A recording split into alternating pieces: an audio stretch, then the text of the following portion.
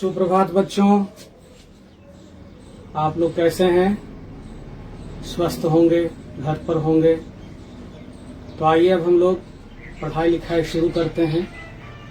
आज की ऑनलाइन कक्षा में हम लोग हिंदी विषय का एक पाठ पढ़ेंगे और वह पाठ एक महापुरुष से संबंधित है। उस महापुरुष के बारे में हम लोग जानते हैं, आप भी नाम उनका जानते होंगे। तो उनके गुणों के बारे में आज हम लोग इस पाठ के अंतर्गत चर्चा करेंगे। वह यह बताना चाहते थे कि शिक्षकों का व्यवहार बच्चों के साथ कैसा होना चाहिए। जब शिक्षक विद्यालय में जाएं, वर्ग कक्ष में जाएं, तो बच्चों के साथ वो कैसा व्यवहार करें, वह कैसी भावना रखें, बच्चों के बारे में कैसा विचार रखें। यह संदेश इस पाठ में उस महापुरुष ने देने का प्रयास किया है। तो हम लोग उस महापुरुष का नाम जानते हैं, आप भी जानते होंगे। तो मैं आपको याद दिलाना चाहूंगा। तो पहले यह बताइए कि अभी भारत के राष्ट्रपति कौन हैं? बताइए। तो अभी भारत के राष्ट्रपति हैं श्री रामनाथ कोविंद। श्री रामनाथ कोविंद के पहले भारत के राष्ट्रपति कौन थे? बताइए। तो इसके पहले भारत के राष्ट्रपति थे डॉक्टर प्रणब मुखर्जी। डॉक्टर प्रणब मुखर्जी के पहले भारत के राष्ट्रपति कौन थे? याद करिए। तो डॉक्टर प्रणब मुखर्जी के पहले महिला राष्ट्रपति थी जिनका नाम था प्रतिभा देवी सिंह पाटिल। प्रतिभा देवी सिंह पाटिल के पहले भारत के राष्ट्रपति कौन थे? याद करिए। तो प्रतिभा देवी सिंह पाटिल के पहले भारत के राष्ट्रपति थे डॉक्टर APJ अब्दुल कलाम। ठीक है बच्चों। तो आज डॉक्टर APJ अब्दुल कलाम के बारे में ही हम लोग चर्चा करेंगे। यह भारत के 11वें राष्ट्रपति बने। 2002 से 2007 तक इनका कार्यकाल रहा। यह राष्ट्रपति बने। भारत सरकार ने इनकी उपलब्धियों को देखकर, भारत के प्रति इनका योगदान देखकर इन्हें भारत रत्न से भी सम्मानित किया। डॉक्टर APJ अब्दुल कलाम साहब राष्ट्रपति बने, लेकिन इनका सबसे योगदान अंतरिक्ष विज्ञान में रहा और यह अंतरिक्ष विज्ञान में काफी उपलब्धि हासिल की और भारत को मिसाइल प्रक्षेपण में आत्मनिर्भर बनाया, ख्याति अर्जित कराई। भारत के प्रक्षेपण यान, मिसाइल यान के निर्माण में इनकी इतनी महत्वपूर्ण भूमिका रही कि इन्हें आदर के साथ मिसाइल मैन कहा जाता है। क्या कहा जाता है बच्चों? Missile man. यह वैज्ञानिक थे, इंजीनियर थे, भारत के राष्ट्रपति बने, यह लेखक भी थे और साथ ही साथ इनका सबसे अच्छा गुण था कि यह बच्चों को प्यार करते थे। वह कहते थे कि इस भारत का भविष्य जो है बच्चों में ही है। वह बच्चों के साथ ज्ञान विज्ञान की चर्चा करते थे, डिस्कशन करते थे। कई सेमिनार में, कई कार्यक्रमों में बच्चों से यह मिलते थे, बच्चों को बुलाते थे और बच्चों से उनकी राय क्या है, वह क्या बनना चाहते हैं, बात करते थे।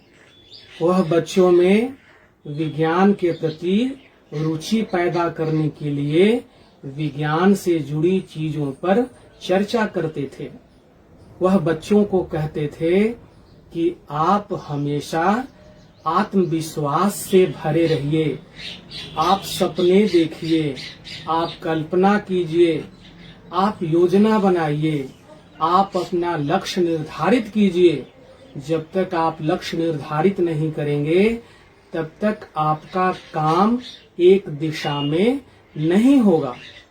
वह कहते थे कि लक्ष्य निर्धारित करिए और बड़ा सोचिए, बड़ा लक्ष्य निर्धारित करिए और उस सपने को, उस लक्ष्य को पूरा करने के लिए एकाग्र बनिए, विनम्र बनिए, परिश्रमी बनिए, सकारात्मक दृष्टिकोण अपनाइए। यह बच्चों से हमेशा बात करते थे। इन्हीं बिंदुओं पर बच्चों को वह प्रेरित करते थे। तो इनका जन्म कहाँ हुआ था? भारत का एक राज्य है तमिलनाडु। तमिलनाडु के रामेश्वरम एक चर्चित स्थल है। वहाँ रामेश्वरम एक तीर्थ स्थान है सनातन धर्म का, हिंदू धर्म का। वहाँ पर शिवलिंग है और वहाँ उनकी पूजा होती है। उत्तर भारत के लोग वहाँ जाकर शिवलिंग की पूजा करते हैं। तो रामेश्वर बहुत ही प्रसिद्ध तीर्थ स्थान है। वहीं इनका जन्म हुआ था। इनका जन्म कब हुआ था? इनका जन्म हुआ था 15 अक्टूबर 1931 ईस्वी को इनका जन्म हुआ था और इनकी मृत्यु 27 जुलाई 2015 ईस्वी को हुआ। और यह भारत को विकसित देश बनाने का सपना देखते थे। जब यह राष्ट्रपति बने तो इस स्तर से इन्होंने दिशा निर्देश किया, राज्य शासन में सहयोग किया। ऐसी नीतियों पर विचार करने के लिए भारत सरकार को निर्देश दिया। उसके साथ बैठकर ऐसा विचार किया कि भारत को कैसे 2020 तक विश्व का विकसित देश बनाया जाए, शक्तिशाली देश बनाया जाए। तो इन्होंने इस बिंदु पर किताब भी लिखी है। यह अच्छे लेखक भी थे। यह कई पुस्तकों का इन्होंने रचना किया है। तेजस्वी मन बच्चों से संबंधित पुस्तक है। उसे बच्चों को जरूर पढ़ना चाहिए। उनका अग्नि की उड़ान, माई जर्नी, इस तरह से अग्नि की उड़ान उनका आत्मकथा है। तो इस तरह से वह अपने कार्यों से, अपने विचारों से देश को एक नया रास्ता दिखाया, देश को विकसित होने का मार्ग प्रशस्त किया। तो इन्हीं का एक पाठ है संस्मरण। इन्होंने इसे खुद लिखा है। शीर्षक का नाम है पाठ का बचपन के दिन। आज जो हम पाठ पढ़ेंगे, जो 7वीं कक्षा की हिंदी पाठ्य पुस्तक में है, उस पाठ का शीर्षक है बचपन के दिन। तो बचपन के दिन साहित्य की एक विशेष शैली में है और वह विशेष शैली है संस्मरण। यह संस्मरण है। संस्मरण का पर्याय तात्पर्य यह है कि जब अतीत की बीते हुए समय की जब कोई घटना का उल्लेख किया जाता है और वह घटना वास्तविक रूप की होती है, सच्ची घटना होती है, तो जब उस घटना का वर्णन किया जाता है सुंदर सुंदर शब्दों में, आकर्षक शैली में, तो उसे कहा जाता है संस्मरण। तो डॉक्टर एपीजे अब्दुल कलाम साहब ने अपने बचपन की घटनाओं का इसमें जिक्र किया है कि जब वह बाल्यावस्था में थे, जब वह स्कूल पढ़ने जाते थे, पाठशाला में जाते थे, तो शिक्षक उनके साथ कैसा व्यवहार करते थे, उनके कैसे मित्र होते थे, मित्र के साथ उनका लगाव कैसा था, मित्र के साथ उनका बर्ताव कैसा था, इन्हीं घटनाओं को लेकर इन्होंने यह लिखा है। और आपके पाठ्य पुस्तक में यह इसलिए संस्मरण के रूप में लाया गया है कि आप उनके जैसा बनने का प्रयास करिए। और यह पाठ जहां बच्चों के लिए उपयोगी है, वहीं यह शिक्षकों के लिए भी उपयोगी है, क्योंकि इस पाठ में शिक्षकों के व्यवहार का भी वर्णन किया गया है। तो आइए अब हम मूल पाठ को पढ़ते हैं। तो मूल पाठ है बचपन के दिन। यह किसका लिखा हुआ है? यह डॉक्टर APJ अब्दुल कलाम साहब का लिखा हुआ है। इनके खुद का लिखा हुआ है। यह बचपन में जो इनके साथ घटनाएं घटी हैं, इनके साथ जो व्यवहार हुआ है, उन घटनाओं, उन व्यवहारों को ही इन्होंने स्वयं लिखा है। और यह आलेख, यह संस्मरण बच्चों के लिए, शिक्षकों के लिए, विद्यालय परिवार के लिए आवश्यक है। तो आइए अब हम मूल पाठ का पठन करते हैं। यह APJ अब्दुल कलाम साहब खुद लिखे हैं, इसलिए इसमें मैं, मेरा जैसे शब्द आएंगे।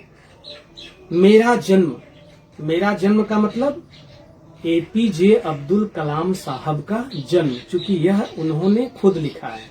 तो जब मैं अपने बारे में लिखूंगा, आप जब अपने बारे में लिखेंगे तो मैं शब्द आएगा, मेरा शब्द आएगा। जब मैं अपने बारे में बात कर रहा हूँगा, आप अपने बारे में बात कर रहे होंगे। तो इसलिए यहाँ मेरा, मैं से ही बोध हुआ होगा, आप अच्छी तरह इसे समझेंगे।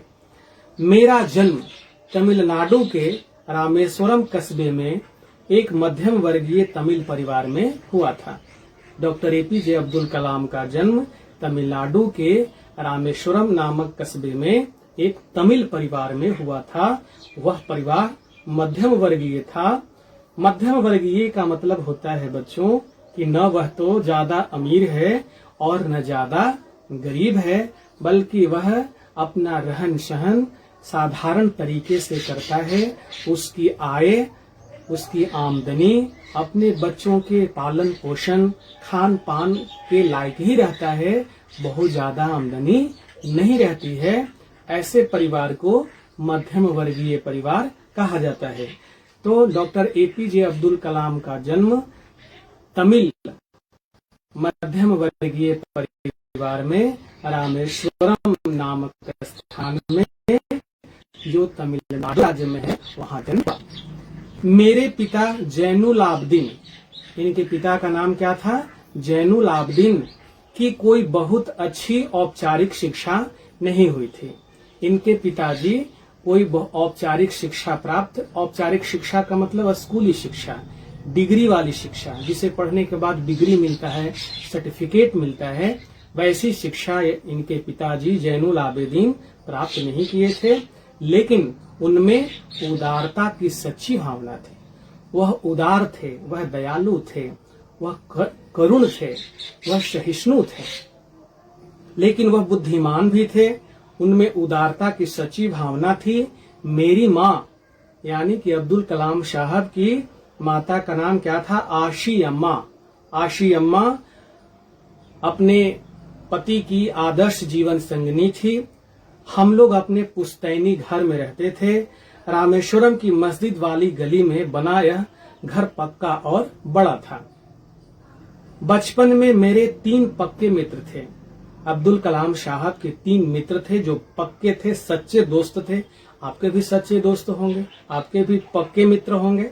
तो उसी तरह से बालक अब्दुल का भी 3 मित्र थे, रामानंद शास्त्री, अरविंदन और शिव प्रकाशन। जब मैं रामेश्वरम की प्राथमिक पाठशाला में 5वीं कक्षा में था, तब एक नए शिक्षक हमारी कक्षा में आए।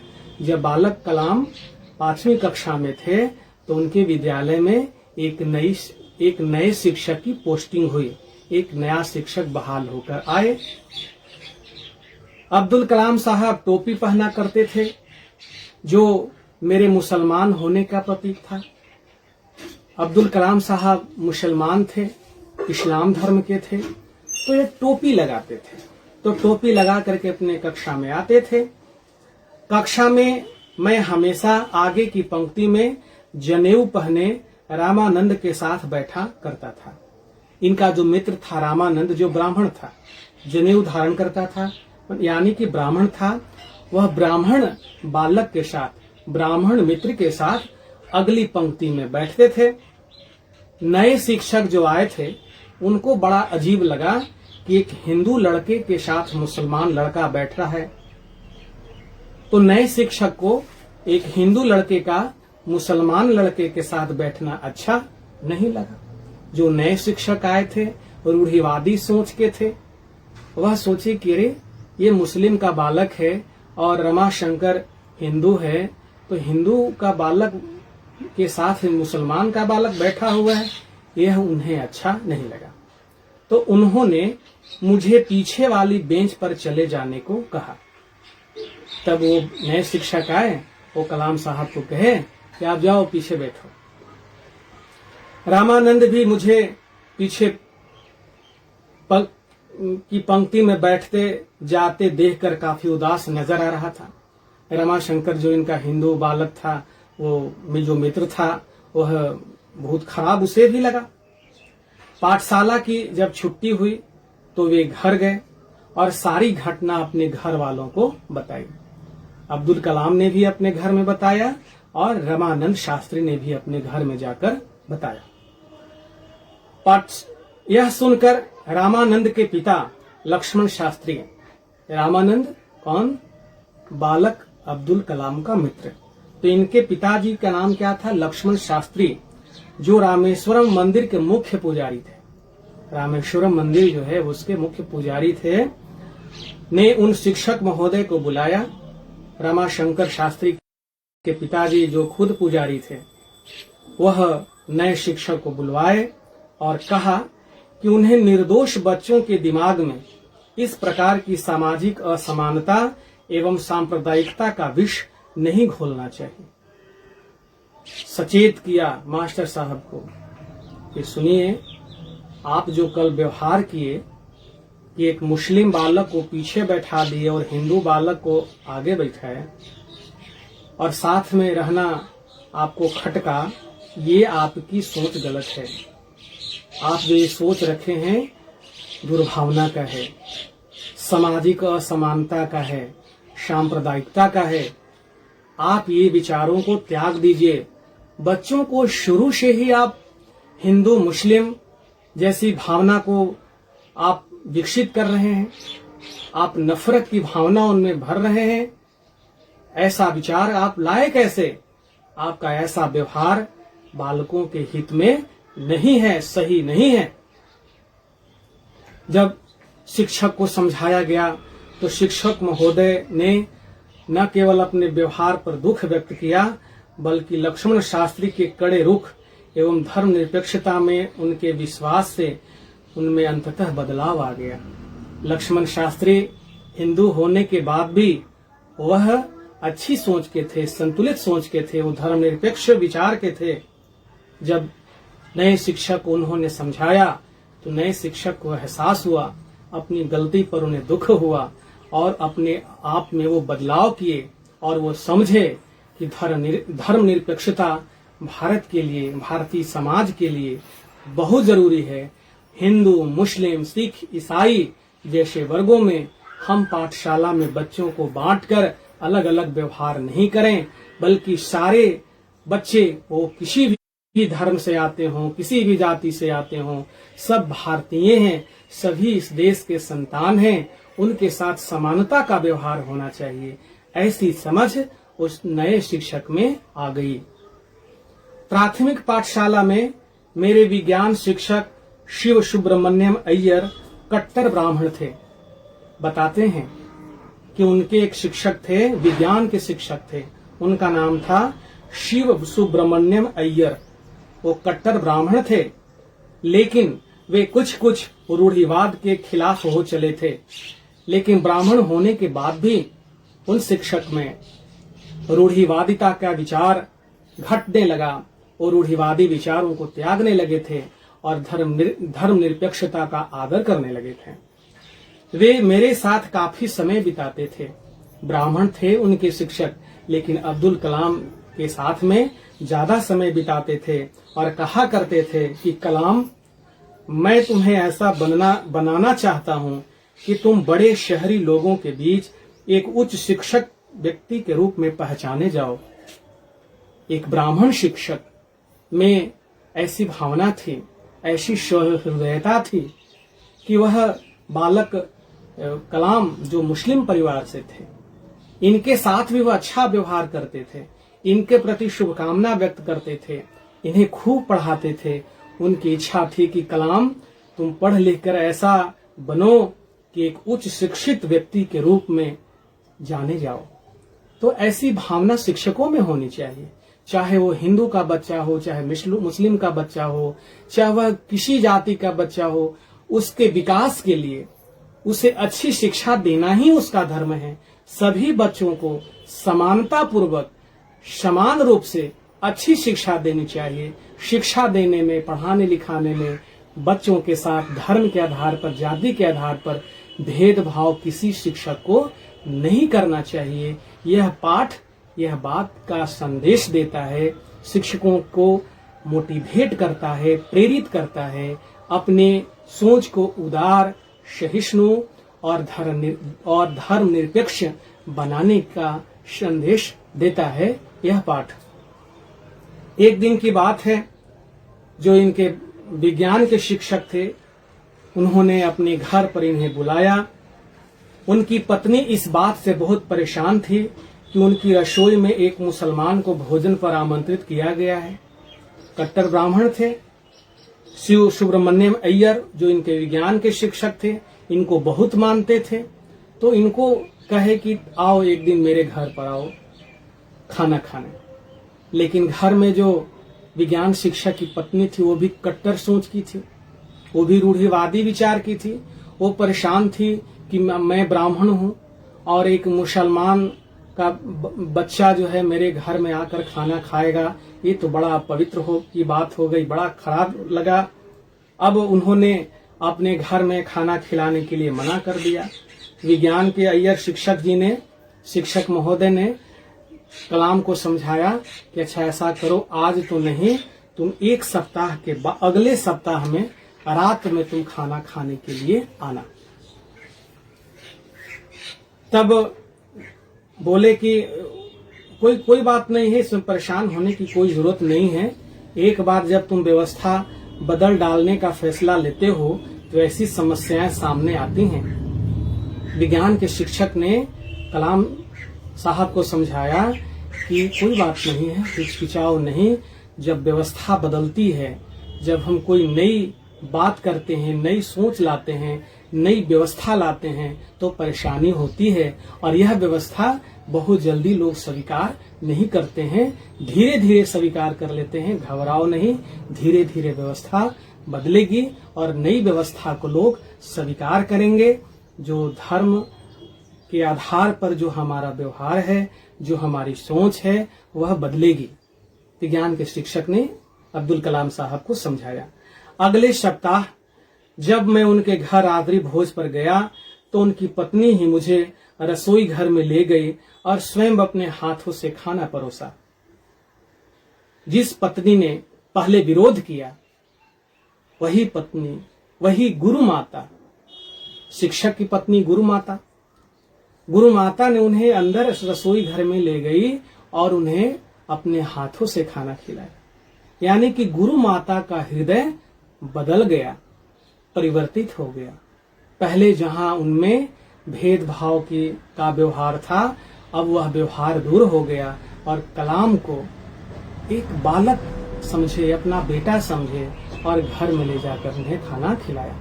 तो उस गुरु माता का भी हृदय परिवर्तित हुआ। तो व्यवस्था जब बदलती है, सोच बदलती है, तो धीरे धीरे उस सोच को लोग स्वीकार करते हैं, व्यवस्था को अपनाते हैं। 15 साल की उम्र में मेरा दाखिला रामेश्वरम के जिला मुख्यालय रामनाथपुरम में स्थित स्वार्ज हाई स्कूल में हुआ। स्वार्ज हाई स्कूल में इनका दाखिला हुआ, नामांकन हुआ। मेरे एक शिक्षक आया दुरै सोलोमन बहुत ही स्नेही व खुले दिमाग वाले व्यक्ति थे। वहां भी एक शिक्षक थे जिनका नाम था आया दुरै सोलोमन, बहुत ही स्नेही व खुले दिमाग के व्यक्ति थे। वे सदैव छात्रों का उत्साह बढ़ाते रहते थे। वह हमेशा बच्चों को आगे बढ़ने के लिए प्रेरित करते रहते थे। रामनाथपुरम में रहते हुए आया दुरै सोलोमन से मेरे संबंध काफी प्रगाढ़ हो गए थे। वहां भी शिक्षक से बालक अब्दुल कलाम का संबंध प्रगाढ़ हो गया, मजबूत हो गया। वे कहा करते थे, शिक्षक कहा करते थे, जीवन में सफल होने और परिणाम प्राप्त करने के लिए तुम्हें 3 प्रमुख शक्तिशाली ताकतों को समझना चाहिए। समझाते थे कलाम साहब को उनके गुरु कि अगर जीवन में सफल होना है तो 3 चीजों का जो शक्तिशाली ताकत है, शक्ति है, इनको आप समझ लो। पहली शक्ति है इच्छा, दूसरी आस्था और तीसरी उम्मीदें। ये तीनों ऐसी शक्ति हैं कि जो तुम्हारे अंदर होनी चाहिए।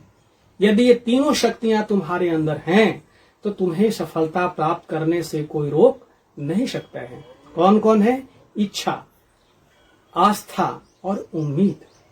इच्छा रखो कि हमें आगे बढ़ना है, ये सफलता प्राप्त करनी है, इस मंजिल तक पहुंचना है, यह कामयाबी प्राप्त करनी है।